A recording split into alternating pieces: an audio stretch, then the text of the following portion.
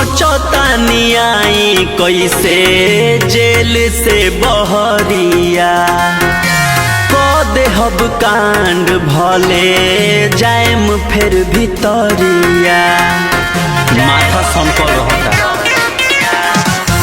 सोचतानी आई कैसे जेल से बहरिया देहब कांड भले जाएम फिर भितरिया। बचपन से देखतानी सपनाई है जवानी में माथा भइल सुन बा हो अभिनय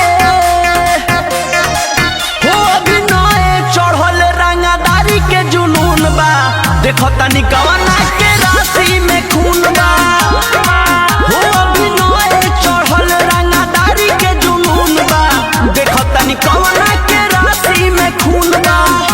तांडव होई तांडव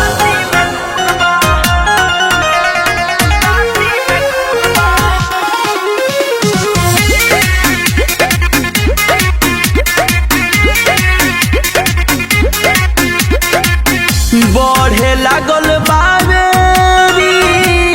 में बोल बाला नाम सुनी लोग अपराधी जान जाला।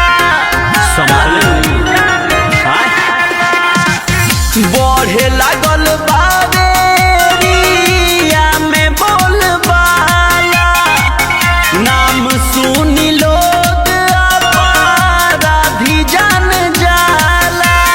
काटब जेले में भले जिंदगी बाकी हथियार से मिलत सुकून